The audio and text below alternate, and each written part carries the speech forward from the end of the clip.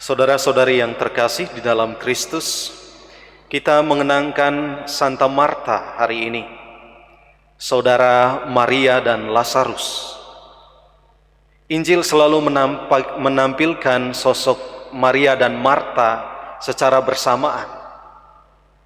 Santo Agustinus mengatakan Maria dan Marta adalah dua bersaudara, bukan hanya di dalam daging, tetapi mereka bersaudara juga di dalam kekudusan. Dalam Injil hari ini kita mendengar Yesus yang mengunjungi Maria dan Marta. Dan begitu mendengar Yesus akan mengunjungi mereka, Maria dan Marta mempersiapkan diri sebaik-baiknya, karena yang datang ini bukan orang yang biasa. Maria menyambut Yesus dengan duduk di dekatnya untuk mendengarkan apa yang akan disampaikannya.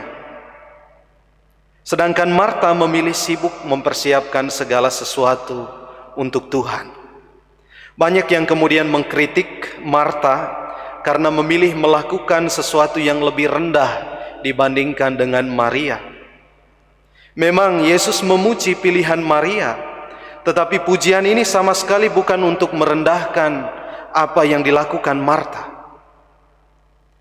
Harus diingat para saudara bahwa doa dan mendengarkan adalah fondasi bagi kehidupan spiritual kita akan Kristus.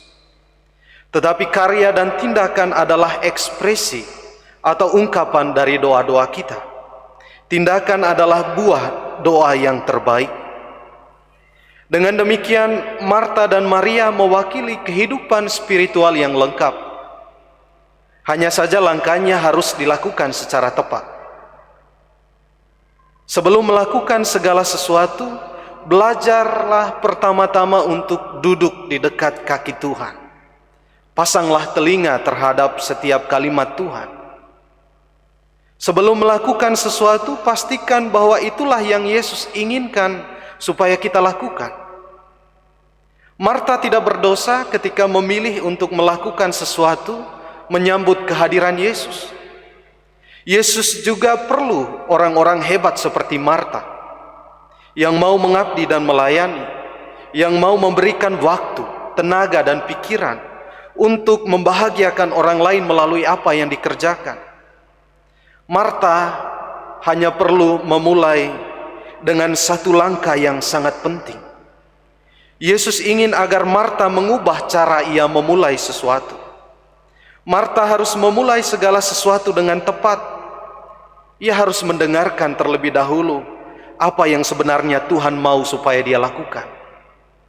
Ia tidak dapat mendengar dengan baik jika ia terus bergerak dan bergerak melakukan sesuatu. Ketika Marta mau duduk terlebih dahulu, membiarkan dirinya diisi dan dibekali oleh setiap perkataan Tuhan, ada suatu sukacita yang berbeda yang ia dapatkan. Ia akhirnya tahu pekerjaan apa saja yang menyenangkan hati Tuhan. Ia akhirnya tahu keputusan-keputusan apa saja yang bisa dia ambil, dan itu akan menyenangkan hati Tuhan. Ia akhirnya melihat pekerjaannya bukan lagi sebagai sebuah beban, melainkan sebagai sebuah pujian bagi Allah. Kita harus mengakui kenyataan bahwa kebanyakan kita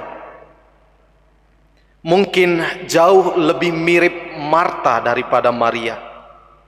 Memilih untuk melakukan dan melakukan, memilih untuk selalu aktif. Rasa-rasanya amat sayang kalau waktu itu terbuang begitu saja, tidak melakukan sesuatu. Sampai akhirnya kita kadangkala merasa gelisah, kecewa, khawatir dengan segala hal yang kita kerjakan. Kegelisahan dan kekhawatiran itu yang akhirnya memunculkan masalah-masalah baru. Jika ini yang terjadi para saudaraku yang terkasih, mari kita ubah cara kita memulai segala sesuatu.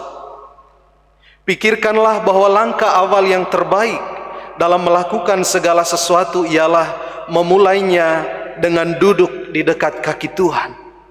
Duduk di dekat kaki Yesus adalah kesempatan untuk mengumpulkan bekal.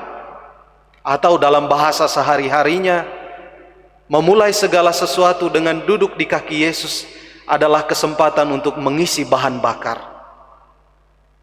Kita boleh saja bekerja dan bekerja, tetapi jika bekal kita tidak cukup, atau jika bekal kita yang kita masukkan di dalam perbendaharaan kita hari itu bukanlah bekal yang baik untuk kita bawa, kita pasti akan merasakan kelelahan dengan setiap hal yang kita lakukan.